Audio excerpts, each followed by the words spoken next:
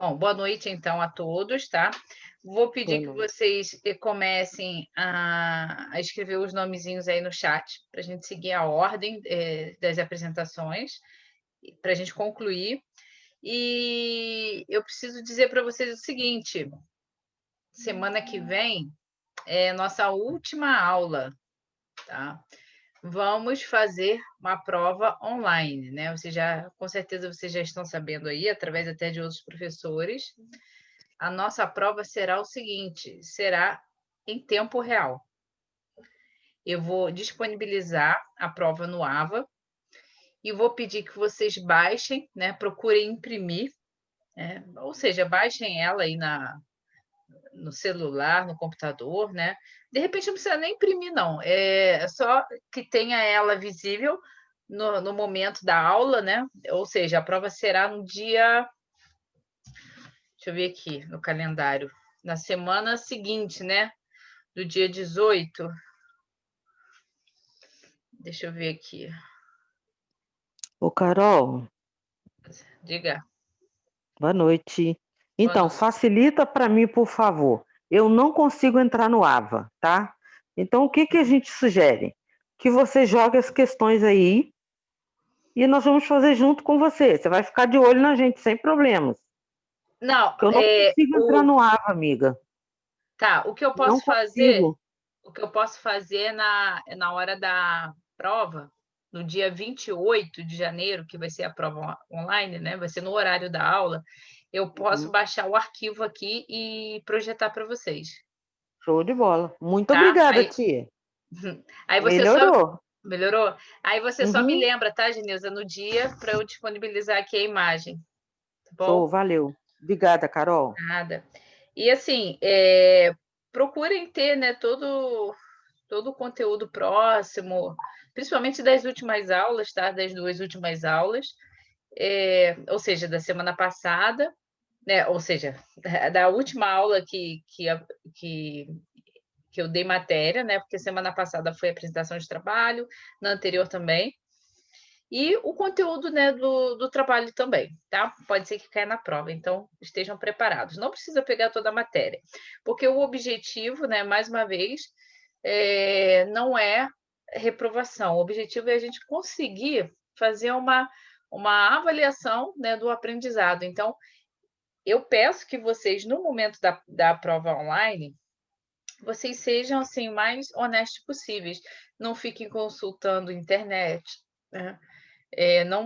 Não pesquise no material. Então, é como se vocês estivessem realmente em sala de aula diante, né, da professora e sem poder fazer consultas, porque assim, vocês não estarão enganando a mim, né? Vocês estarão enganando a si próprios. E a gente já tem essa dificuldade, né, da comunicação por conta, né, desse distanciamento, e eu acho que todo momento que vocês têm a oportunidade para poder conseguir, né, fazer uma mediação, né, do aprendizado de vocês é válido, né? Até porque isso é importante que a gente vai conseguindo ajustar, né, mais para frente e no dia a dia, na formação profissional de vocês, tá bom? Oi, Lilian, tá no trabalho? Não, esqueci da máscara.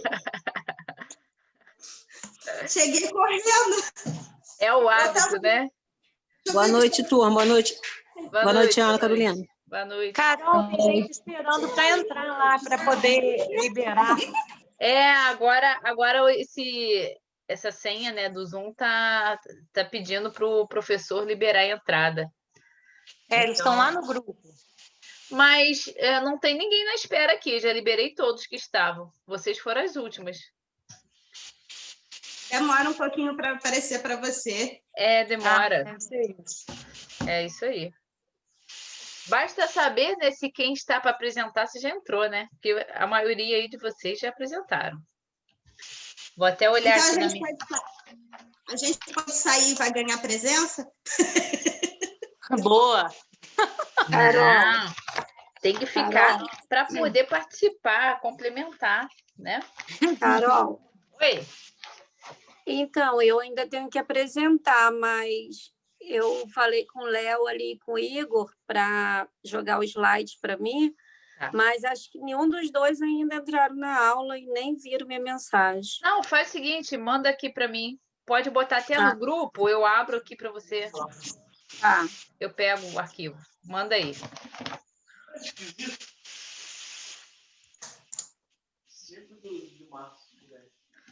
Então você vai ter. Carol. Gostei. Tá vendo? Tanto tempo que não olha para minha cara, né? Você só conecta aí, ó, e só, meu, dá a linha na pipa, né? Olha, que eu sempre fico. Eu acho que eu sou uma das poucas que ficam com o vídeo aberto. Merecia até um ponto extra. Ó, o cabelo, eu cortei meu cabelo no Réveillon, pra você ter uma ideia. Caraca. Ficou bonita. Obrigada. Fica legal assim, acho que porque tá calor, aí corta, né? Eu vou cortar o meu de novo. O meu cresce muito rápido. É, o meu também. Eu gosto dele assim, ficar mais levinho, mais fresco, né, também. Mas cresce rapidinho, né, Carol? Cresce. Carol, mandei lá para você, tá? Mandou? Vou pegar então. Mandei no seu mesmo, no seu WhatsApp. Tá. Tá ok.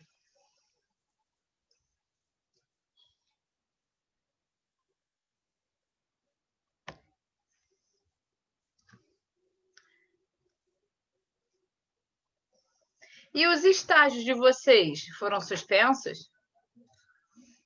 Ninguém comentou nada mais, não, Carol. É porque vocês estavam fazendo estágio, não é? Era pela faculdade? Não, a gente estava fazendo aula prática.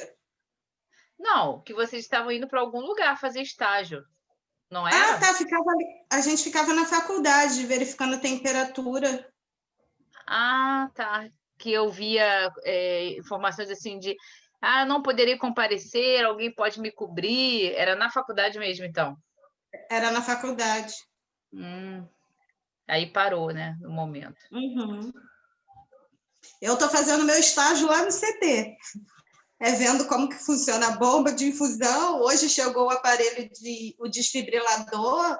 A gente foi lá... Mas no centro de triagem de Patidoféres, é isso? Isso. Tem desfibrilador lá agora? Tá meio equipado? Tem desfibrilador, tem aquela... Eu botei até no grupo aquela bombinha de... Eu vi. Isso. Eu vi e não entendi de onde que era. Era lá do CT. Aí tem balão de oxigênio, tem as bombas. Hoje a enfermeira deixou até eu fazer a diluição do medicamento que ia fazer do meu lado. Ela me chamou no cantinho e falou assim: vou deixar você administrar, tá? Eu não, que isso é muita responsabilidade. Deixa só ela, então, dilui e administra. Eu disse: não, deixa só eu diluir, então, só. A boa prática da enfermagem diz que você, desde o momento que você dilui, você tem que administrar. Não, mas ela estava do meu lado. Eu não podia. Eu sei, tô de brincadeira, não pode mesmo. Ela fez até escondido, como diz o outro. Não, na verdade, como ela é enfermeira e ela estava do seu lado, você poderia sim, não tem problema. Você já fez a matéria de fundamentos, você já está apta para o estágio, né? Diremos assim, né? Você já poderia sim, tá? Não se preocupe com isso, não. Ninguém então, me segura mais. Próxima vez que ela te desafiar, você vai fundo. Mas, é claro, com ela do seu lado, tá? Não, sim. Tá projetado aí? Vocês conseguem ver? Sim. Tá. Então, vamos lá. Pode começar. Boa noite. Boa noite. Então, normas relativas ao manuseio de antineoplásicos. Pode passar, Carol.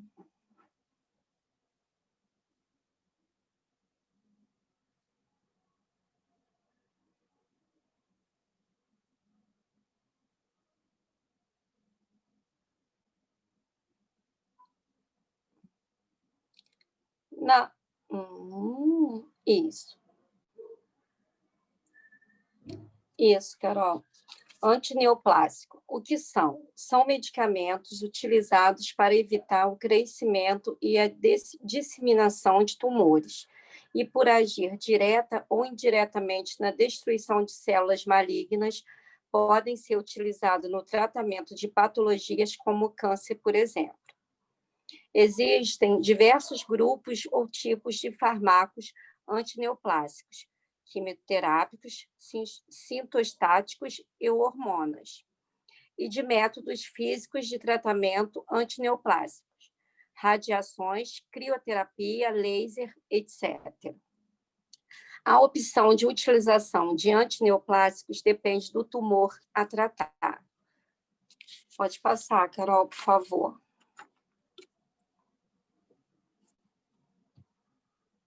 Aqui, lá eu botei uma imagem dos medicamentos, tá? Cuidados com o meio ambiente. Os resíduos antineoplásicos pertencem ao grupo B, ou seja, são resíduos contendo substâncias químicas que podem apresentar risco à saúde pública ou ao meio ambiente, dependendo das suas características de inflamabilidade, corrosividade, reatividade e toxicidade. Desta forma, não podem ser despejados diretamente no ralo. O descarte do lixo tóxico proveniente dos antineoplásicos deve seguir rigorosos critérios de segregação e acondicionamento em recipientes especiais, que possibilitem a imediata identificação pelos responsáveis pela coleta e pelo destino final do material. Não devem ser misturados, em hipótese alguma, com nenhum outro tipo de resíduo químico.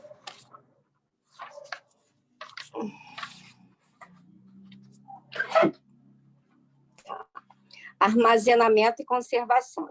A maioria dos medicamentos são sensíveis à luz, portanto, conserve-os sempre em sua embalagem original, que foi extensivamente testada para a proteção do produto. Confira outras dicas para o armazenamento adequado e a conservação. Entre os vilões que deterioram medicamentos, a umidade é um dos mais importantes. Mesmo as soluções devem ser protegidas, pois estas têm efeito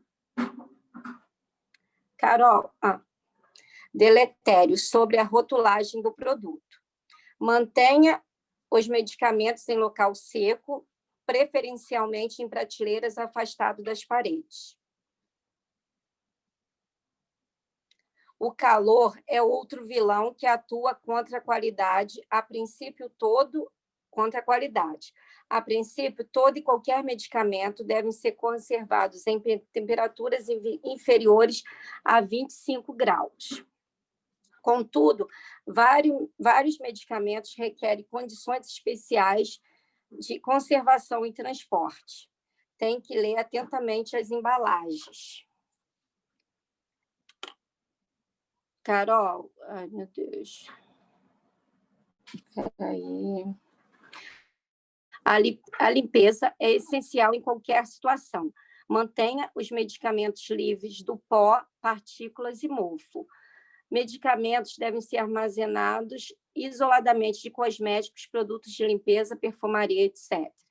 A atenção com as pragas domésticas, os medicamentos devem ser guardados em salas protegidas da entrada de insetos, roedores e aves. Periodicamente, você deve providenciar a higienização do local, tendo cuidado de proteger os medicamentos do contato com substâncias utilizadas na limpeza.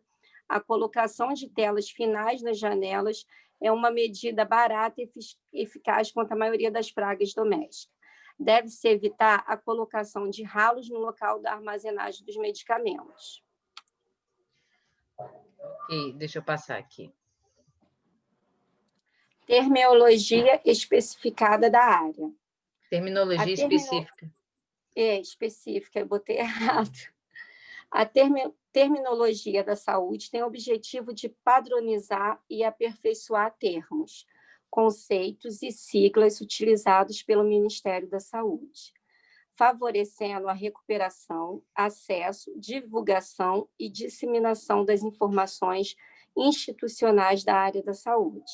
Exemplo: maligno, canceroso, mamografia, linfedema, benigno, hiperplasia, papiloma, quimioprevenção, radiologista, tumor, quimioterapia, papiloma, não canceroso, benigno, autoexame das mamas, cirurgia reconstrutora, mastectomia radical modificada, adenoma, entre outros. Psicologia e sociologia aplicadas. O trabalho do psicólogo é acompanhar o paciente em todos os momentos, desde o diagnóstico até a internação e o tratamento para que ele consiga enfrentar o percurso com mais resiliência. Os atendimentos podem ocorrer uma vez por semana ou somente quando o paciente sentir a necessidade de procurar apoio, uma vez que os níveis de fragilidade variam de um paciente para outro. E a família como fica? Às vezes a família se apresenta mais abalada com a notícia do que o próprio paciente. Então, também é papel do psicólogo dar este apoio às famílias, para que elas possam cumprir a função de ser um suporte para o familiar. E nos casos de óbito, a família também contará com o apoio deles. Cuidar da saúde mental é cuidar de um todo, é aprender aos poucos a lidar consigo, com o mundo, para moldar suas atitudes e fazer escolhas melhores. Todos os setores da sociedade potencialmente podem contribuir, seja pela redução dos fatores de riscos ambientais, como poluição, alimentação pouco saudável, etc., seja na consciência sobre o câncer, que potencialmente pode afetar qualquer indivíduo. O paciente com câncer possui direitos especiais na legislação, como auxílio-doença, tratamento fora de domicílio, saque do fundo de garantia por tempo de serviço, o fundo de garantia, né? Aí, essa foi a minha pesquisa, Carol. Tá. Alguém tem alguma pergunta? Ou você tem alguma consideração a fazer? Não, Carol, eu aprendi muito que esses medicamentos, né, eles inibem ou previnem o crescimento a disseminação de certas células, né, de células cancerosas, né? E sim, eu tinha pesquisado tanto, Carol, mas já faz tanto tempo, minha filha, eu tô... Tá ok. Obrigada, Ivone. Carol. Nada, Obrigada tchau. a você. Boa Tchau. noite. Próximo. Olha, 13 com mais 12, 25 com Ivone, 26.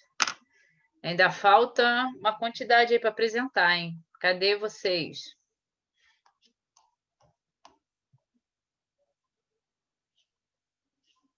Carol, Ivone, de novo. Eu vou sair, tá? Eu vou fazer aquele negócio que eu tinha te falado, tá? Tá bom, vai lá. Fica com Deus. Boa noite, vai com Deus. Tchau. Boa noite. Carol, Isabelle pediu para liberar para ela a aula. Já liberei. Ainda não conseguiu entrar, não? Ela estava pedindo para a gente que não estava conseguindo, não. É que fica, aqui para mim está aparecendo assim, ingressando, tá? Para ela e para o Júlio. Os dois estão na espera aí. Só aguardar um pouquinho. Então, vamos, pessoal. Eu preciso que vocês deem continuidade nas apresentações, porque a nota será considerada o trabalho e mais a apresentação, tá?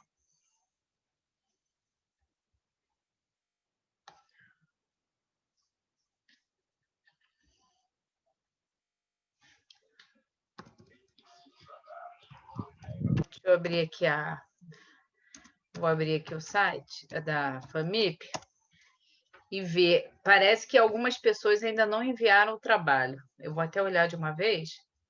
De repente, são essas pessoas que ainda não se manifestaram aqui na aula.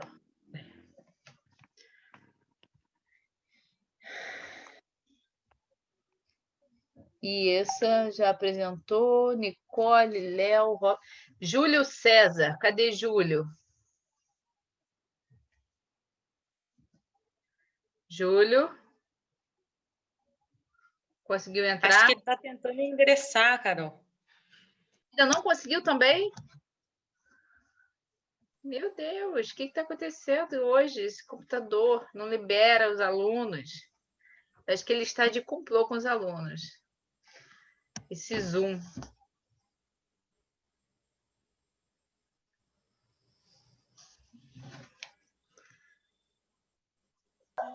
Tem muita gente no grupo dizendo que não está conseguindo entrar.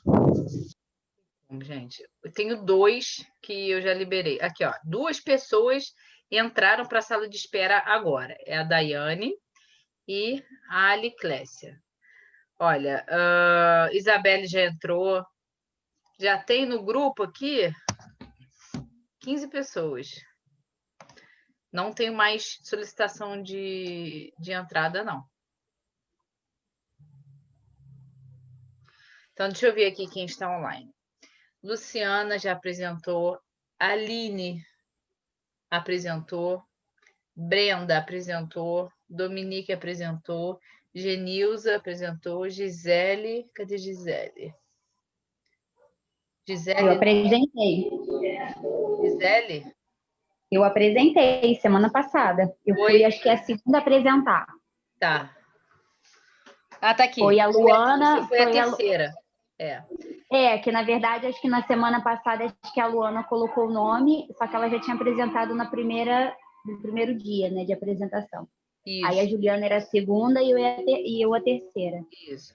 A Graziele não apresentou, porque, se eu não me engano, estava trabalhando. Né? Graziele pode dar continuidade aí, Grazi. Aí tem a Aliclécia. A Aliclécia também não apresentou. Grazi, Aliclécia. Deixa eu ver quem mais. Ana Lúcia. Ana Lúcia apresentou.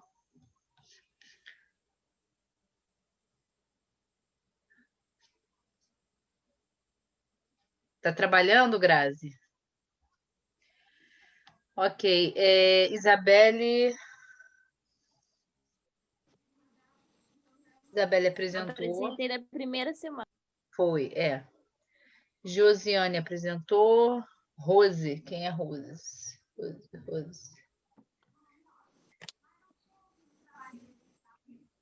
Será que é Rosemar? Pode ser, né? E essa apresentou. E Daiane também apresentou. Rose deve ser Rosimar mesmo. Só tem ela de Rose, assim,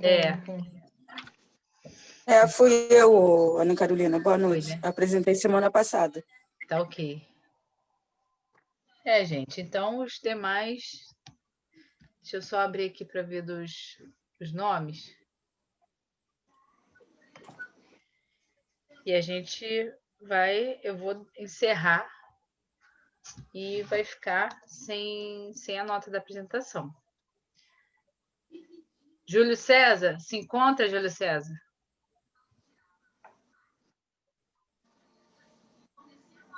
Eu acho que ele não tem áudio. Parece que ele não consegue, para falar, ele não consegue.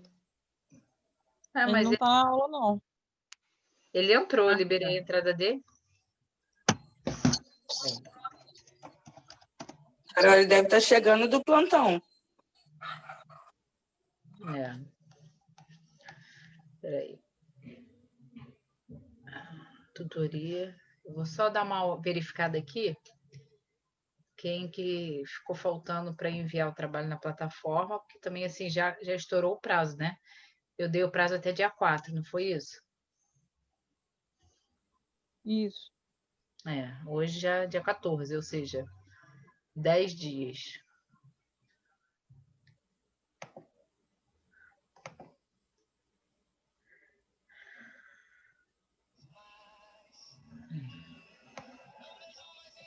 Apenas 31 entregaram.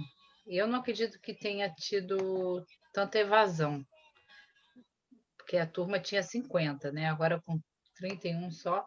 Olha. O meu tá aí, Carol. Genilza. Confere para mim, por Não, favor, que foi o Igor. o seu não está na plataforma, não. Então, o Igor, eu pedi para o Igor enviar, ele falou que já havia enviado. Ele Mas enviou pelo e-mail de Vassouras. tá. Eu vou olhar no e-mail. Ana Cláudia não enviou, Ana Luísa não enviou, Daniel, Daiane, Gabriela, Genilza, Gisele, Igor. Ué, o Igor não enviou nem o dele. Eu enviei para o e-mail de Vassouras, Carol. O Igor também, Carol. Nós Tá. enviamos, ele enviou o dele e o meu. Tá, eu vou dar uma olhada lá. Joselane. Eu acho que só. Não, ainda tem mais. Milena Leal não enviou para cá, na plataforma. Nicole também não. Tatiana também não. Yara também não. Então, se não estiver no e-mail, aí esse pessoal vai ficar, né? Quem não enviou vai ficar sem nota, porque já passou o prazo.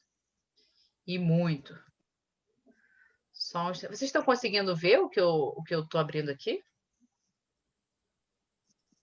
Eu não. Eu também não, tá um negócio azul para mim. Ah, entendi. Tá bom. Só um minutinho, então, pessoal. Já vou abrir o som aí de novo, tá? Peraí.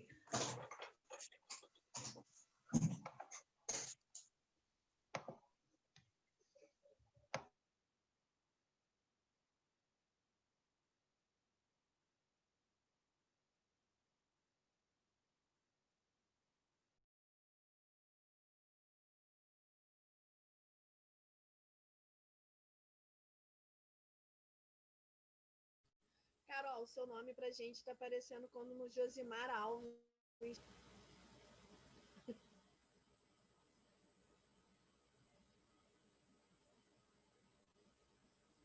Tá aparecendo o nome do Gesimar e a foto e a miniaturazinha da foto dele aí para mim, para vocês, não é?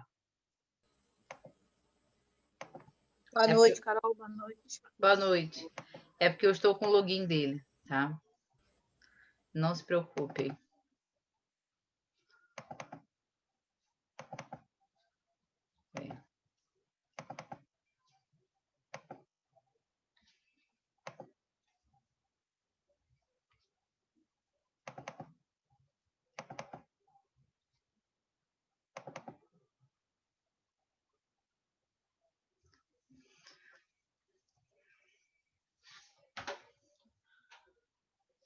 Bom, eu vou começar então aqui, vou iniciar uma matéria e aí dou por encerrado então os trabalhos, tá? Então eu tenho um conteúdo que eu vou falar sobre os distúrbios comportamentais. Vocês estão me ouvindo? Sim, Carol. Sim, tá. Vou iniciar falando sobre os distúrbios comportamentais e depois eu vou introduzir aqui uma apresentação sobre as principais drogas, né, administradas na UTI, tá? E aí, no final de tudo, ou melhor, antes disso, eu gostaria até que vocês fizessem uma atividade para a gente poder fechar as apresentações dos trabalhos.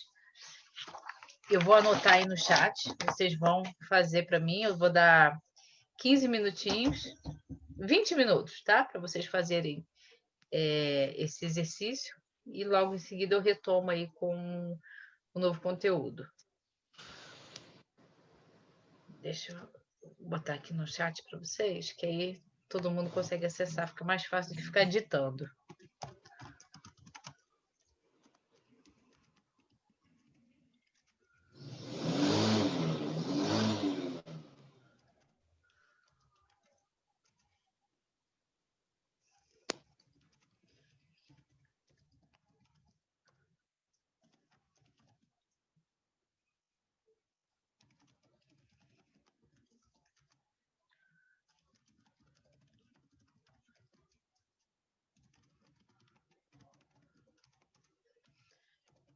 Então é o seguinte, eu quero que vocês façam um resumo de aproximadamente aí 10 linhas, né? No máximo 10 linhas. No mínimo 5, no máximo 10. Elaborar um resumo das apresentações, né, dos trabalhos sobre quimioterápicos, considerando a administração, armazenamento e conservação. Então, o resumo de vocês precisa ter essas informações principais: administração do quimioterápico, armazenamento e conservação. 20 minutos para fazer.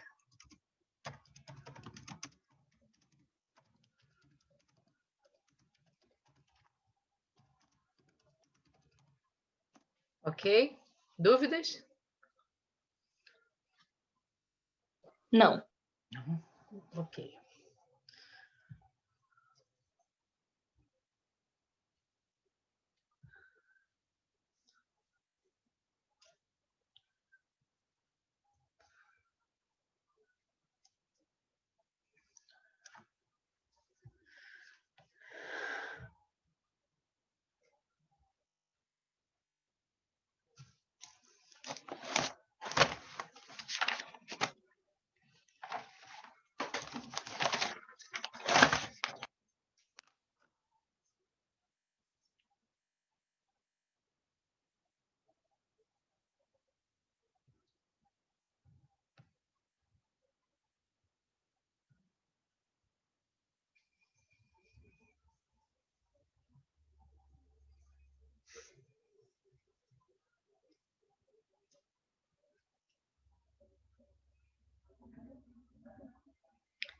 A Laísa se encontra?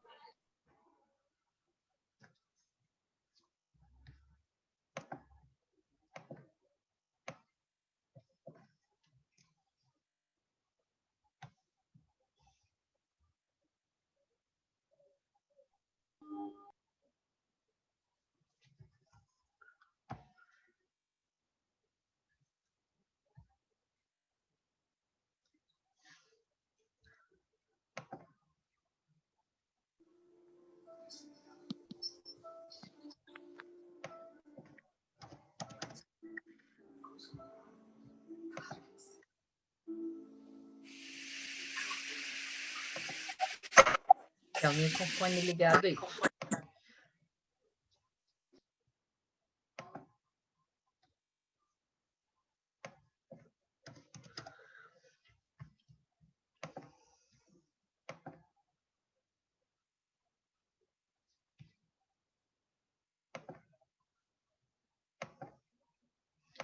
Acho que a Luciana está com algum problema de conexão.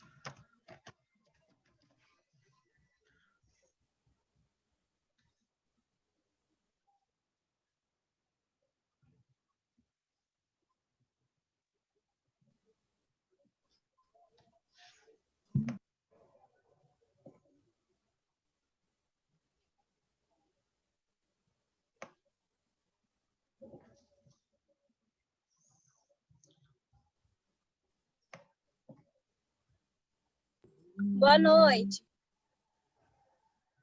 Boa noite. Tem exercício aí para fazer no bate-papo, tá? Eu escrevi aí para vocês fazerem. Estou aguardando.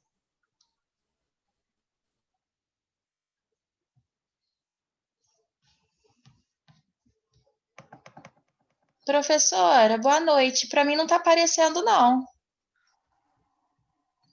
Para mim também não vi não. Tá zerado o bate-papo. Ah, mas eu acho que a gente agora entrou agora. Peraí. Peraí, eu vou tentar, vou publicar novamente. A Aline mandou. Também mandei. Obrigada. Nada.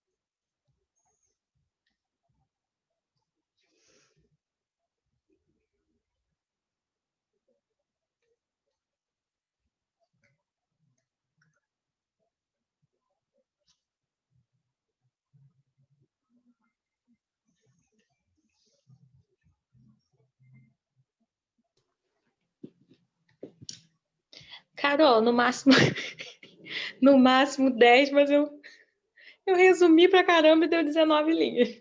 Nossa, ultrapassou. Mas depois, qualquer coisa, eu leio uma parte só, eu falo para as minhas Você dá uma resumida na hora da leitura. Tá. Tá?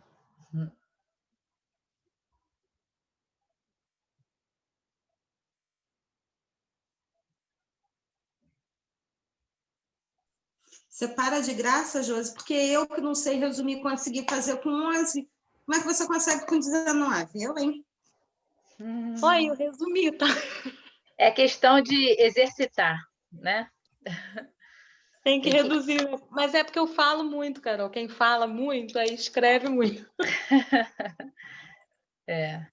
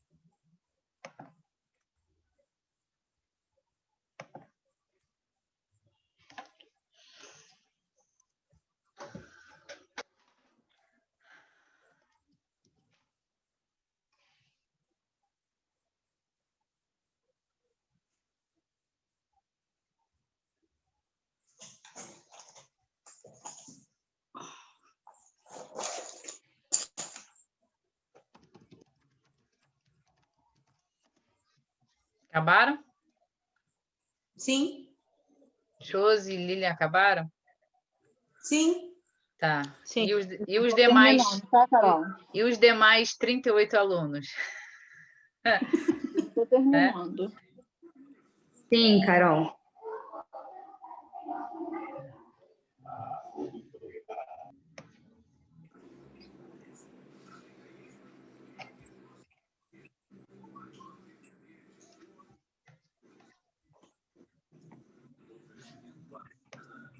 Bom, vamos lá então. Josi, começa por você então, por favor. Como é que ficou o seu resumo? Tá, vou ler rapidinho que aí dá para ler tudo. Os quimioterápicos são medicamentos utilizados no tratamento de neoplasias. Sendo eles substâncias altamente tóxicas, torna-se necessário alguns cuidados especiais em sua administração. Esses medicamentos antineoplásicos precisam ser conservados em lugar adequado, sem umidade, com pouca luz, sempre dentro dos frascos originais. Seu descarte deve ser em lixo tóxico, pertencendo ao grupo B. Também existem alguns cuidados quanto ao manuseio de antineoplásicos. O profissional deve ser totalmente habilitado, exercendo sua função com EPIs corretos para essa área, como luva, touca, sapatilha. Botei sapatilha porque eu não lembrava o nome do sapatinho. Óculos com propé. Propé. Isso aí. Eu não lembrava. Óculos com proteção lateral, avental de manga longa e máscara de carvão ativado. É fundamental manter por perto um kit de derramamento. Vale sempre lembrar os riscos pessoais e ambientais que o mau uso desses medicamentos pode causar. Pronto. Ok. Lilian, o seu? Nota 10, Josi. Fiquei até com vergonha agora.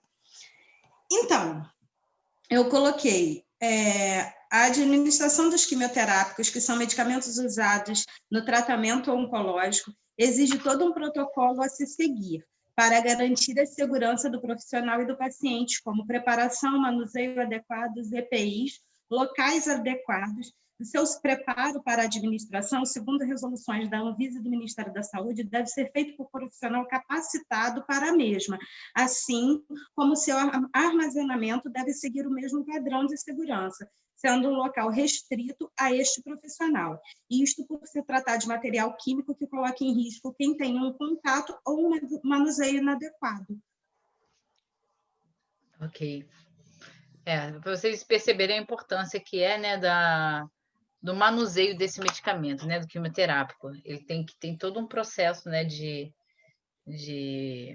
armazenamento, né, administração, o cuidado para não ocorrer uma inativação, né, também do medicamento.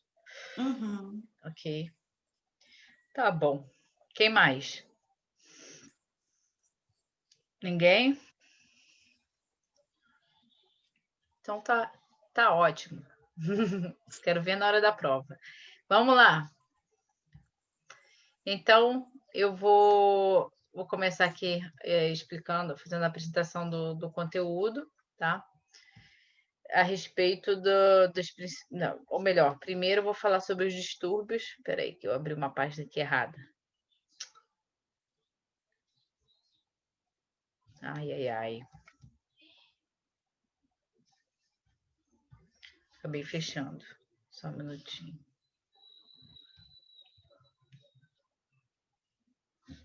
Distúrbios comportamentais, né, com influência no paciente internado, né, em UTI.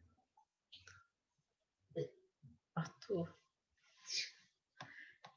Então, eu vou começar falando do paciente com Alzheimer. Eu vou compartilhar aqui a tela com vocês.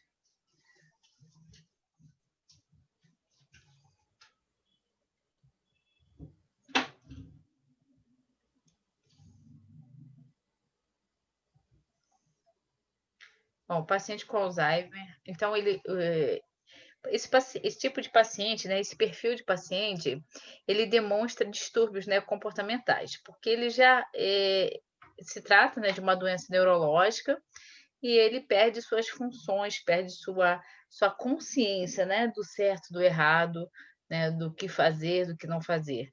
Então, a gente tem, né, os distúrbios, né, que são, em dúvida, um dos aspectos mais angustiantes, né, do paciente e do familiar, né, durante o dia a dia. Deve-se considerar que determinados comportamentos, como gritar, vagar pela casa, episódios de irritabilidade, agressividade, podem ser uma forma de comunicação, né? Exemplo do choro, né, dos recém-nascidos. Algumas alterações comportamentais, elas são relevantes, né, relativamente aceitáveis por não apresentar riscos e não necessitarem de tratamento. A gente tem alguns fatores físicos, né, que existem, né, esses fatores relacionados ao próprio paciente, os quais normalmente estão ligados ao seu bem-estar físico. Então, a fome, a sede, o frio, o calor, a dor, a presença de fezes ou a urina nas roupas, né, cansaço, constipação intestinal, coceiras, entre outros. Como requer, né, sair da cama, mudar de posição. Então, todos esses fatores acabam sendo atingidos, né? Ou seja, a mobilidade, né, desse paciente ela fica comprometida. Dentro dos fatores ambientais, quanto ao ambiente, deve-se checar, né, se a temperatura está adequada para esse paciente, se está muito frio, muito calor, né, se tem uma luz ofuscante, evitar, né, muitas visitas, porque muitas visitas pode agitar muito esse paciente, tá? Causar também confusão. Sensação de solidão, sombras, né, simulando vultos, pessoas ou animais. Tudo isso pode perturbar ele, né, e ocasionar um comportamento mais agitado, dificuldade para dormir, né? Ou seja, um sonambulismo. No cuidado, dependendo do nosso comportamento, né, e o tom de voz, o paciente ele saberá se estamos calmos ou não, reagindo de várias formas. Então, no cuidado ao paciente com Alzheimer, vocês têm que ter o conhecimento de que se pronunciar um tom mais agressivo, mais ríspido, esse paciente ele pode não estar lúcido para entender, mas ele vai sentir a entonação da voz. Então, ele pode causar alguma reação inesperada, tá? Até mesmo um tapa, né? Agredir, né, esse profissional que está cuidando dele, tá? A gente tem também fazer um pequeno intervalo, respirar com calma, reavaliar o seu comportamento, humor, gesto, tom de voz e atitudes, pois provocam reações indesejáveis. Tentar contornar. se não sabemos ou não estamos certos se estamos agindo adequadamente, devemos então mudar essa abordagem, né? E modificar esse comportamento que vinha sendo adotado. Então, promover uma estratégia terapêutica, mudar a forma de abordagem do paciente.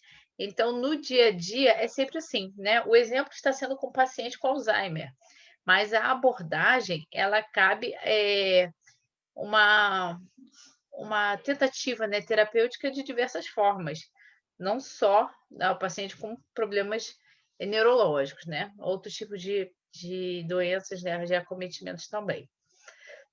Aspectos gerais, então eu tenho a abordagem ainda. O primeiro passo ao abordar as alterações de comportamento é identificar a causa, o fator desencadeante. Detectadas as alterações, deve-se enfrentar um distúrbio de cada vez e nunca tentar resolver todos ao mesmo tempo. Ou seja, alguns pacientes, mesmo em fases mais adiantadas, eles podem responder à pergunta. Não se deve, então, hesitar, né, de perguntar ou de responder, pois eles podem, né, de alguma maneira, eles podem compreender essa resposta e alguns momentos eles podem ser capazes de entender, sim, né, o que está sendo falado. Uma atitude, né, que certos cuidadores costumam adotar na tentativa de contornar os comportamentos é usar a recompensa, né? Então, assim, para tentar manter, né, dentro do comportamento desejado, né? Utilizar a forma de recompensa. Olha, se você ficar sentadinho aí vendo televisão, não levantar, né? Ou seja, para não correr o risco de queda e tudo, eu vou te dar, né, algo em troca disso. E algumas vezes funciona, tá? Eles se tornam um comportamento assim infantil. Definida a estratégia, deve-se solicitar a todos os envolvidos diretamente com o paciente para colaborarem, né, adotando a mesma conduta. Uma regra geral é a de não valorizar os distúrbios, né? Ou seja, não ficar, coitadinho, ele é doente, não, tentar sempre estimular, tentar colocar ele para fazer alguma coisa, ter uma ocupação, tá? Uma regra geral é a de não valorizar os distúrbios, né? Então, assim, demonstrar o que está ocorrendo. Então, eu tenho também a questão da vagância, é o distúrbio de comportamento que, sem dúvida, expõe o paciente a alto risco, danos físicos. Eu tenho o fato do paciente andar sem parar, né, sem rumo, gera também alto sentimento de angústia ao cuidador, pois coloca, né, esse acompanhante, esse cuidador, sempre em condições estressantes, né? Quando vocês pegarem trabalho em home care, né, ou seja, trabalho que vocês estarão sozinhos dentro do domicílio, né, desse paciente, deverão ter 1000 olhos, né? Cuidado com tudo que possa vir a causar algum ferimento, né, nesse teu paciente. Então, o temor que sentimos pela possibilidade do paciente sofrer uma queda, sair do ambiente controlado, subir ou descer escadas, né, sair para o exterior da casa, correr algum risco, né? Então, se torna cada vez mais preocupante. Então, é necessário preparar, né, o ambiente para o paciente, para esse tipo, estruturar, né, para que ele não tenha perigos. Então, a vagância ela pode se tornar mais angustiante quando o paciente, além de vagar, fica repetindo, né, sem parar em voz alta alguma palavra, né, uma palavra repetitiva. Isso fica, né, muito estressante no dia a dia. Ou até mesmo, né, o nome do cuidador, ou mamãe, ou alguma coisa, alguma outra palavra. Existem determinados instrumentos, né, para restringir a movimentação do paciente. Então, são recursos necessários quando se sabe que a segurança, né, desse paciente está seriamente ameaçada. Então, a decisão acerca do uso desses aparatos deve ser tomada sob orientação médica. Existem determinados instrumentos para restringir a movimentação do paciente. esses recursos, né, são necessários quando se sabe que a segurança do paciente está ameaçada. Então, a decisão, né, acerca do uso desses aparatos, ela deve ser tomada sob orientação médica. A restrição física, ela pode ser feita com recursos domésticos, como o uso de um lençol na região da cintura, de modo, né, a não dificultar a respiração, né, porém, manter um limite ali de movimentação. Algumas cadeiras são adaptadas de forma que tampa frontal e peça a saída do paciente. Existem também cadeiras, né, mais sofisticadas, que por serem reclináveis, mantêm o paciente numa determinada inclinação, permitindo que ele realize as atividades normais, né, assim como comer, assistir uma televisão, mas não seja capaz de se levantar sozinho, né, e sair sem auxílio. Essas cadeiras possuem cintos de segurança como medida adicional de segurança.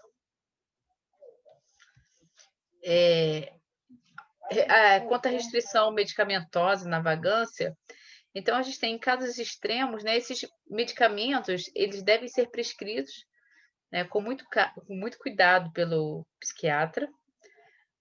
O recurso do uso de drogas ele é reservado e só deve ser indicado quando todas as medidas não farmacológicas fracassarem. Então, ainda quanto à restrição, os medicamentos como tranquilizantes, especificamente, né, os benzodiazepínicos, eles podem ter efeito negativo, tá? Pois comprometem o equilíbrio e, consequentemente, aumentam o risco de queda. Além disso, essas drogas podem promover, né, outros tipos de estado de agitação e aumentar em mais de 6 vezes o risco de queda. Então, é necessário que esse paciente ele seja reavaliado pelo médico. Agora, quanto a delírios e alucinações, né? O que é o delírio? É uma alteração mental em que uma ideia fixa totalmente desprovida da realidade é vivida. Então, eu tenho alguns pacientes que vivenciam tão intensamente, né, algumas situações, que eles chegam a acreditar que, de fato, aquela situação está ocorrendo na vida. Os delírios, eles têm características, né, bem marcantes, né, desses pacientes demenciados. Então, de nada adianta tentar demonstrar ao paciente que o cuidador e eles estão viajando em um trem, né, e sim almoçando juntos na cozinha. Então, para ele, essa sensação é muito real e impossível de ser questionada. Quanto às alucinações, são formadas de alteração mental, normalmente associadas aos objetos da casa, às cores das paredes, aos lustres, os livros, que se transformam ou abrigam, né, animais repugnantes, assim como ratos, cobras, né? Então, ele tem alucinações, ele consegue ver algo que não existe. Então, tem que ter muito conhecimento, né, do tipo de paciente que você vai cuidar. Quanto ao tratamento, a intervenção médica para possivelmente, né, o tratamento médico. E o importante é saber, né, como os profissionais de saúde podem ajudar no tratamento. Mediante, né, as perdas na independência funcional, podem ser diminuídas ou estabilizadas, né, com treinamento e reabilitação. As dificuldades de linguagem e estágio mais adiantado, as alterações para engolir podem ser acompanhadas por um fonoaudiólogo. As complicações decorrentes das alterações de apetite e também de comportamento estão diretamente associadas, né, à dificuldade de linguagem. Podem ser minoradas, né, com o auxílio de uma enfermeira, que será essencial nos estágios mais avançados da doença. Então, é importante saber que um profissional treinado, ele pode melhorar, né, nas condições de vida desse paciente e mantê-lo mais seguro. Agora, quanto ao tratamento, eu tenho as drogas utilizadas, as que atuam diretamente sobre a doença e as que atuam sobre complicações, né? Ou as consequências dessa doença, como as alterações comportamentais. Então, eu tenho, né, os medicamentos para Alzheimer.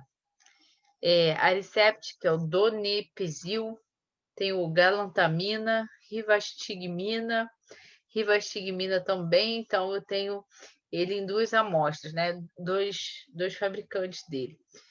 E para as condições graves, eu tenho a memantina, né, da Axura e a Ebixa.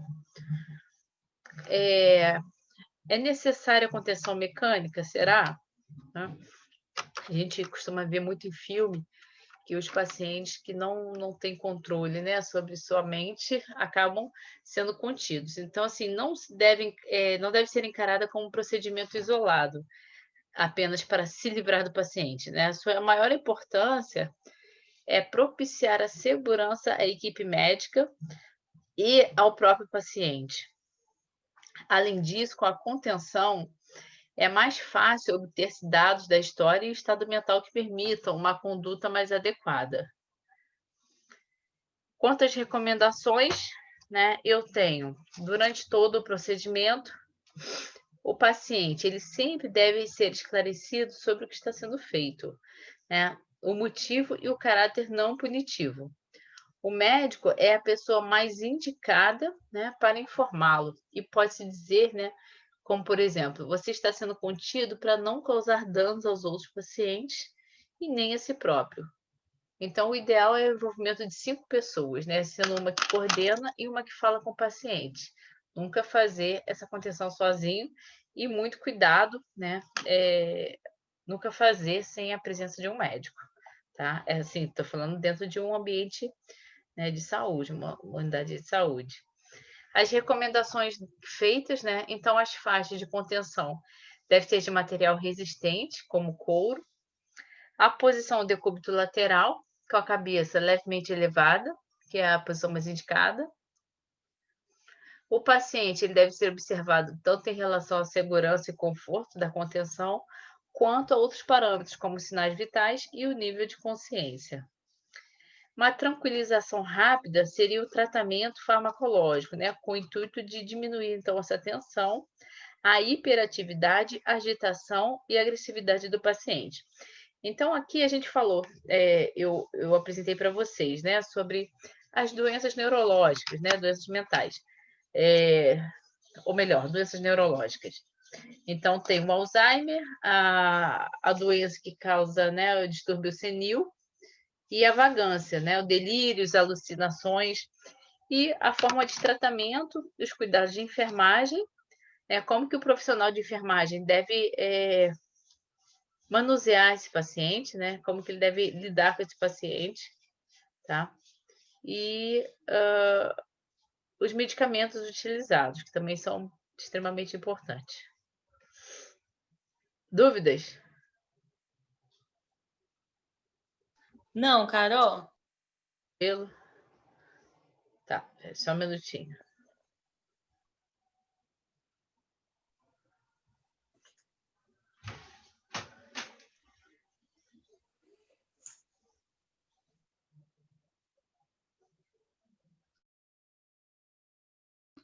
Carol?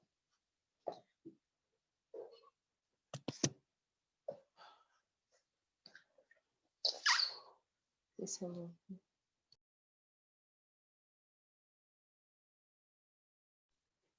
Você está sem áudio, Carol. Pode falar. Tá me ouvindo? É que você estava falando do Alzheimer e do home care. Eu cuidei de uma senhora 4 anos em home care com Alzheimer, e a Nicole e a Genilza também já fizeram home care com um paciente de Alzheimer. Na verdade, a Nicole, acho que ela ainda trabalha com uma senhora que tem Alzheimer. Ah, tá vendo? É bem legal essa aula, né? É importante esse tema, né? Até para poder esclarecer algumas dúvidas com relação ao comportamento, né? Os cuidados que devem ser tomados com esse paciente, para saber que, assim, cura não tem, né? O que tem que desenvolver é a habilidade com ele mesmo. Carol, eu estou cuidando de uma que ela esqueceu de engolir, ela usa sonda. É Alzheimer, né? Que causa isso. Aí tá com GTT? Ela tá com sonda nasointeral ou tá com GTT? Não, na naso. Naso. Uhum. Então, ela Carol. o dia inteiro. Fala, Genilza. Nesse ponto aí que a nossa amiga falou, o meu paciente também esqueceu de engolir. Aí o neuro dele pediu para colocar a sonda. Aí eu pedi ele 10 dias para eu poder fazer o meu paciente voltar a engolir. Ele falou, você não vai conseguir. Falei, vou. Aí o que eu fazia? Eu fazia a alimentação dele, fazia a papinha e como um passarinho, com a minha boca eu colocava na dele. Ai, E meu ele foi Deus. pegando, ele foi pegando jeitinho, daqui a pouco ele estava comendo tudo de novo. 10 Na dias eu colher. voltei no médico e ele falou, pô, caramba, aí tu tá melhor que eu. Falei, não é, tudo é uma questão realmente de jeito, porque assim, eles viram criança, entendeu? Realmente o que você falou tem sentido. Se leva no hospital, eles falam assim, esse quarto não é meu, essa não é minha cama, essa não é minha casa, é muito estranho. São agressivos, mordem, bate, chuta, belisca, empurra. Então é um negócio Exatamente. muito estranho. Em alguns momentos, alguns momentos durante o dia dele, ele pode ter recordações de memória, né? Pode acabar voltando ao estágio, né, de orientação, mas em alguns outros momentos acaba perdendo. Esse pode ser pode ser um processo que dura muito tempo, mas também pode ser apenas um processo inicial aí e com uma evolução rápida. Pode falar. O meu, Carol, foi legal, sabe por quê? Ele tinha 5 filhos, mas ele só fazia questão de lembrar de uma. O resto a gente perguntava assim para ele, não tenho 5, eu só tenho uma. E isso ficou na cabeça dele, entendeu? Entendi. Muito assim, acho que é a filha que mais gostava, que mais dava atenção. A mais Realmente velha? é um fato. Não, a mais nova. Por incrível que pareça, a mais nova. O meu tio, quando descobriu que ele estava com Alzheimer, quer dizer, a família descobriu, ele só sobreviveu por 6 ou 7, não completou 7 meses, porque ele tinha outras complicações, né? Então, assim, ninguém falou comigo porque eu estava grávida do Davi. E a última vez que eu liguei para ele, que eu sempre ligava e minha tia falava assim, ele trabalhava na Globo. Aí minha tia ficou assim, não, hoje ele está lá na casa do Boninho, que era uma rotina dele. Hoje ele está na casa de não sei quem. Eu nunca conseguia falar. Um dia eu consegui falar com ele, e ele estava chorando. Ele me chamava de filha. Aí ele, poxa, filha, que ele era português. Me leva para morar com você. Aí eu achei a voz dele muito, assim, carregada, né? Aí eu, Tati, fiquei chateada. Eu falei, pode deixar que eu vou trazer sim. Peguei para minha tia e disse, tia, meu tio voltou a beber de novo, porque assim, desde quando a gente se conheceu, porque a minha família, enfim, foi afastada, isso não vem ao caso, ele tinha parado de beber. Aí minha tia, para disfarçar por eu estar grávida, disse, não, ele voltou sim a beber. Eu disse, então quando ele estiver bom, eu ligo novamente. Só que ele já estava com Alzheimer, e ele já estava com a medicação. E na semana seguinte ele foi internado e depois a minha tia falou comigo e veio a óbito e eu não ouvi. E a minha tia falou comigo que ele não ficou violento e, assim, pelo contrário, ele ficava o tempo que ele estava acordado inteiro, ele só me chamava. Nossa. Cadê Lília? A Lília vai vir aqui? Ela falou que ia vir me buscar. Cadê a Lília? O tempo inteiro. Quando ele foi a óbito, a minha outra tia, né? A cunhada dele, no caso, estava no hospital com ele. Ela falou que a última coisa que ele falou foi segurar a mão dela e chamar por mim. A Lília já está chegando, não está? Eu vou esperar. Aí ela, não, tá sim, ela já está vindo aí. Ou então eles falavam assim, não, ela esteve aqui ontem, você não lembra? E assim, eu não fiquei sabendo, mas ele não ficou agressivo, tadinho. Porque, assim, normalmente, quando desenvolve essa doença, puxa a memória lá de trás, né? Então, por mais que as pessoas presentes estejam ali, as ações do presente, elas não ficam marcadas. O que fica marcado é a memória lá de trás. Em algum momento, você marcou a vida dele. Então, ele só lembrava de você. É incrível. Sempre. Todas as minhas férias eu passava na casa dele. Assim, então. era 1 mês, 2 meses. E quando eu não descia, ele vinha para minha casa. Era Natal, a gente sempre passou junto. Ano Novo, a gente sempre passou junto. Meu aniversário, ele sempre veio ficar comigo. Quando eu me mudei, ele fez questão de pintar a minha casa inteira, porque ele trabalhava ele era chefe de cenário na Globo, então, assim, ele que organizava a textura, essas coisas, ele fez questão de pintar a minha casa inteira. Tudo na minha vida, ele chegava primeiro que meu pai. Ele era o primeiro a participar. Não, filha, o tio está aqui, vem cá com o pai. Ele falava, vem cá com o pai, eu sou seu segundo pai. Então, assim, o momento que a gente se afastou mais foi quando ele ficou doente, que aí os meus pais já sabiam que ele estava doente.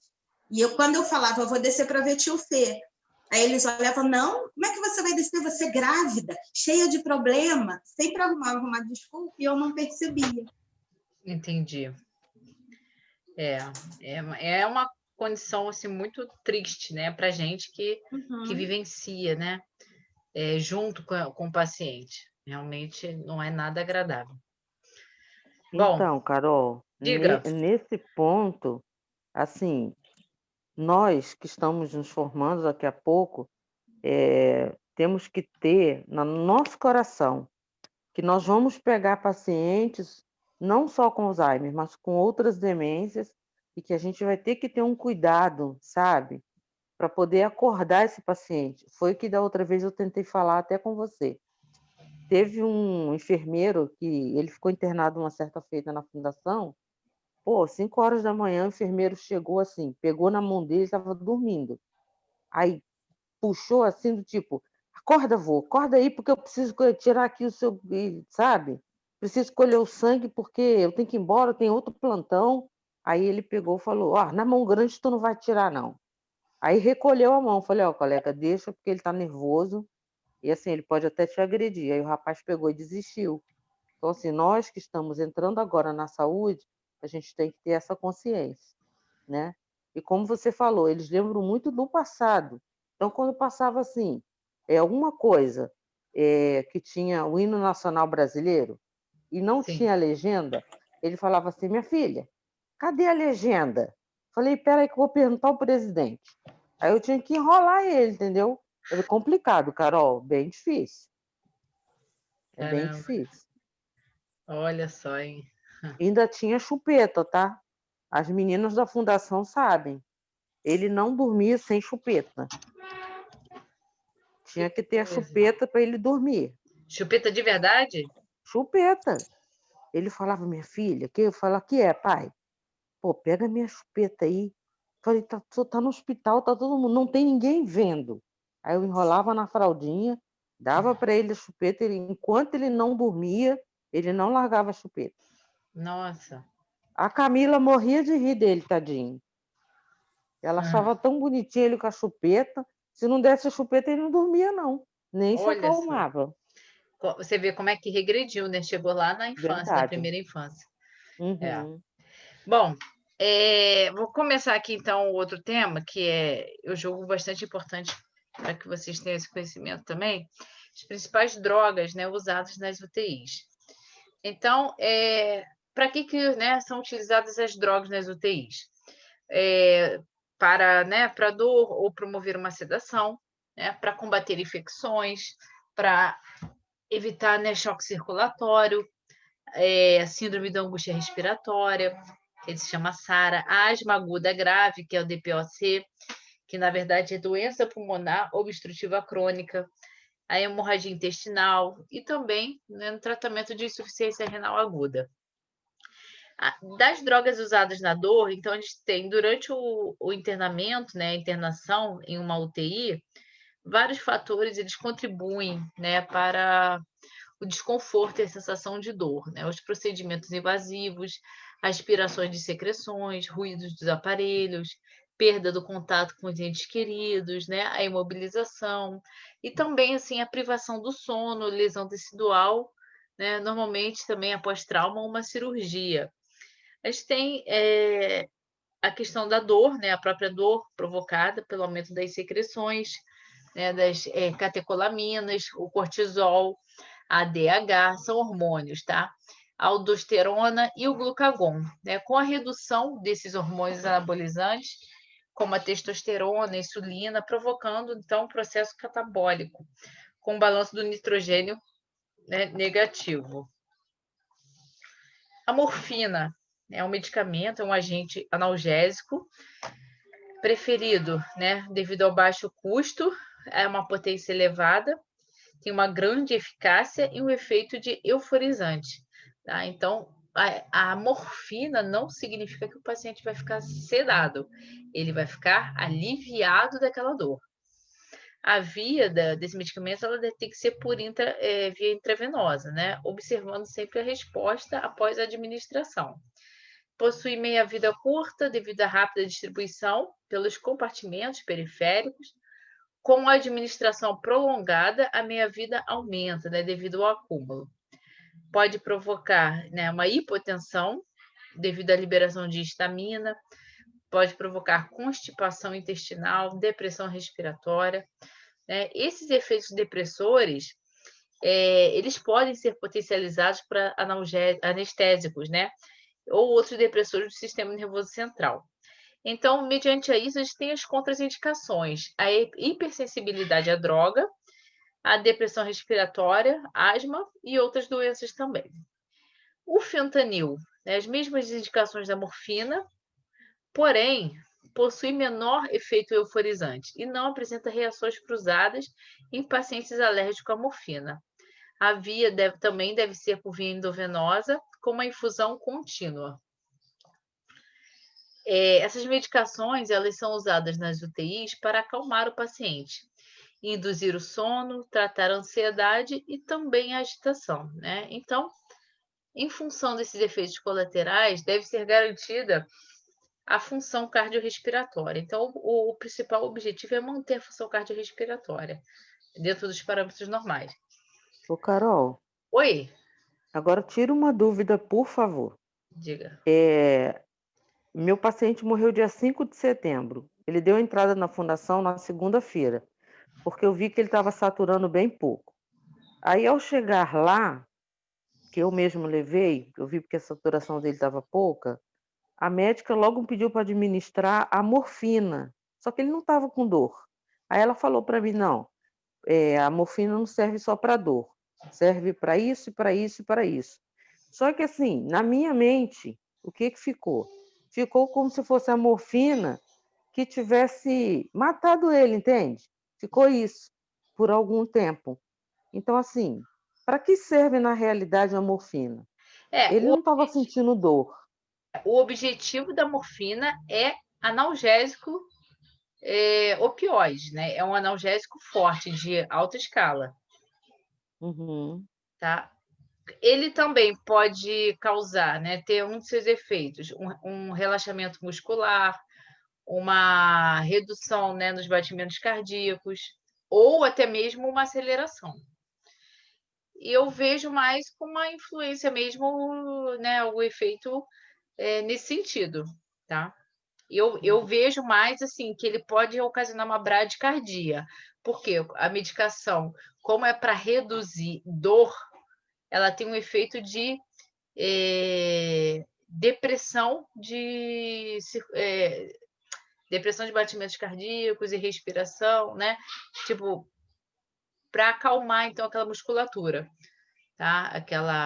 O sistema neurosensorial, o sistema nervoso, ele age direto no sistema nervoso central, para você ter uma ideia.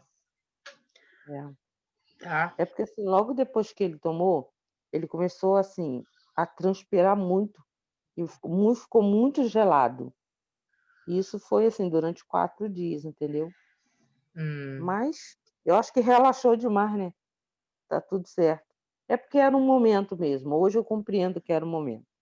Entendi. Mas na época foi difícil. Bom, a gente tem o diazepam, sedativo de longa duração, causa amnésia, anterógrada e não são analgésicos. O efeito de uma única dose ele é reduzido rapidamente, né? Uma grande distribuição em outros compartimentos. Para se obter um efeito sustentado, as doses são repetidas, né? Elas são usadas. Então, uma dose só não é o suficiente. Não se recomenda o diazepam no uso prolongado em UTIs, né? Por quê? né? Devido à dor, é tromboflebite, né? Pode desenvolver uma trombose. Em administração intermitente, ocorre sedação excessiva. E a diluição ela é necessária na infusão contínua, o que demanda grandes volumes, né? E pode ocorrer precipitação da droga em algumas preparações, ou seja, misturar drogas, misturar medicamentos, tá? O midazolam é uma droga semelhante ao diazepam em todos os aspectos, somente seu efeito clínico é mais breve. Então, assim, favorece, né, o seu uso na infusão contínua no paciente crítico. O lorazepam, benzoadiazepínico de efeito intermediário, né, a relação da midazolam possui uma ação mais prolongada, causa menos hipotensão, é uma amnésia, heterógrada semelhante, mais barato e uma administração prolongada, produz uma recuperação mais rápida. É um norléptico usado no tratamento de delírios em pacientes críticos, né? O haloperidol. A administração de benzoadiazepínicos ou opioides. Nesses casos, poderia exacerbar, então, esse sintoma. Não são recomendadas para sedação e UTI determinadas drogas, né? Como o etomidato, que apesar da mínima depressão cardiorrespiratória, né, ele torna mais seguro. Então, é disso que eu te falei, Genilza, pode causar uma depressão cardiorrespiratória e aí levar uma bradicardia, né? E aí levar uma parada cardíaca. A administração prolongada está associada à supressão adrenal e ao aumento dessa mortalidade. A acetamina induz o aumento da pressão arterial e intracraniana e deve ainda elevar, né, a frequência cardíaca. Já os barbitúricos, que tem o tiopental, pentolal, são anticonvulsivantes, sedativos, mas não amnésicos, né, e analgésicos, mas produzem vasodilatação e depressão do miocárdio, que podem induzir taquicardia e a queda também, né, da pressão arterial. Aí eu tenho as drogas adicionais na analgesia e na sedação. Os bloqueadores neuromusculares são drogas usadas com frequência em terapia intensiva, né, na intubação orotraqueal e na traqueostomia. As drogas usadas nas infecções têm uma média de 50% a 80% dos pacientes graves que recebem algum tipo de antimicrobiano. 2 aspectos priorizados, ou seja, localizar o foco infeccioso, identificar o agente etiológico, né? Ou seja, o paciente no estado crítico de sua sobrevivência depende rápido do início, né, da antibiótico terapia para combater, né, aquele processo infeccioso. O tratamento é iniciado pela experiência, né, ou seja, do intensivista. Os medicamentos, eles usados de forma mais abrangente, pois o paciente pode não sobreviver ao agente causador dessa infecção, né? Ainda mais uma infecção adquirida dentro de UTI, dentro de setor fechado. São doenças, bactérias multiresistentes. Então, o quanto antes iniciar, mais chance tem do paciente sobreviver. O tratamento da forma inadequada, por um período a mais, pode não ser tolerado pelo paciente. O sucesso do tratamento vai depender, então, do tipo de medicamento de antimicrobiano, conhecimento pelo intensivista, né, dessa flora predominante na unidade, o perfil da sensibilidade da flora, a drenagem do foco infeccioso, o agente etiológico ser resistente às drogas utilizadas. Eu tenho as drogas utilizadas no choque, é a síndrome caracterizada pela incapacidade do sistema circulatório, né, ou seja, em fornecer esse oxigênio e nutrientes, né, aos tecidos de forma a atender as necessidades metabólicas. Então, na verdade, o que existe é um desequilíbrio entre as necessidades e a demanda de oxigênio tecidual. Não sendo necessário que haja uma queda da pressão arterial, né? Então, para que esse paciente entre em choque, basta que ele se encontre em uma situação de uma má perfusão tecidual. Já os componentes, né, dos medicamentos desse tipo, que regulam o desempenho circulatório, devem estar em equilíbrio. No caso do choque séptico, né, vocês sabem o que é um choque séptico, né? O choque séptico é o mesmo que septicemia, ou seja, uma infecção generalizada. Deve ser usadas drogas vasoativas, né, quer dividida a depressão do miocárdio, quer pela hipotensão. Não se obtendo, né, uma pressão mínima de 90 milímetros por mercúrio em 30 minutos, então inicia-se o cotejamento com vasoconstritores. Vasoconstritores são medicamentos com ação de reduzir, né, a pressão sanguínea, né, e provocar o estreitamento dos vasos. A dopamina ou a noradrenalina são as duas opções. Então, inicia-se com a dopa e, caso não haja uma resposta adequada, deve-se fazer a substituição pela noradrenalina. A profilaxia de hemorragia intestinal, então, a gente tem pequenos sangramentos do trato digestivo superior devido à úlcera de estresse, são comuns em pacientes graves que muitas vezes são internados em UTIs. Então, em geral, não ocorre terapia profilática. Ocorre hemorragia macroscópica, ou seja, hemorragia em grande escala, quando, no caso, há necessidade de uma transfusão sanguínea. A terapia profilática tem os propósitos, né? A citoproteção, né? Antagonista dos receptores H2 da histamina, inibidores de bomba de prótons e neutralização da acidez. Então, no caso da neutralização da acidez, é o omeprazol, né? Que muitas pessoas conhecem, um medicamento que inibe a produção de acidez no estômago, evitando, assim, a abertura de uma ulceração. A profilaxia ainda de hemorragia intestinal, a gente tem os antiácidos, né? Que reduzem a incidência de lesões das mucosas, mas não produzem a incidência de sangramentos. Os efeitos mais importantes são diarreia, alcalose metabólica e hipofosfatemia. O hidróxido de magnésio é o agente preferencial, não pode ser usado na falência renal. Então, eu citei aí, gente, medicamentos, né, importantíssimos, né, Vou fazer um breve resumo aqui. Medicamentos de profilaxia, né, aos cuidados de sangramento, sucrafato, ranitidina, omeprazol, para evitar sangramento, né, no estômago. A gente tem, né, para evitar lesões estomacais, né, e sangramentos. A gente tem etomidato, cetamina, barbitúricos, né? Lembrando que os barbitúricos, eles são anticonvulsivantes, são sedativos, causando, então, aquele estágio de coma induzido, né, nos pacientes de UTI. Hidróxido de magnésio, né, e os antiácidos, que são administrados, né, para reduzir a incidência das lesões de mucosa. Ok? Perguntas? Não. Não? Tranquilo? Não, tá bom. Tranquilo. Então, gente, eu vou disponibilizar esse material na plataforma, tá? E aí vocês podem estudar o conteúdo de hoje também, que pode ser matéria de prova, beleza? Na próxima aula, eu vou dar, né, a última parte da matéria e depois será o dia da prova, ok?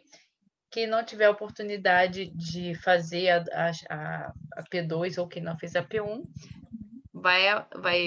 né? Quem não puder fazer a P2 vai fazer só a segunda chamada. Quem não fez a P1 pode fazer a P2 e mesmo assim fará a segunda chamada no momento oportuno. Ok, gente? Então, acho que deu para a gente concluir aqui, tá? Então, uma boa noite a todos. Boa noite, Carol. Boa noite, gente. Boa noite, Carol.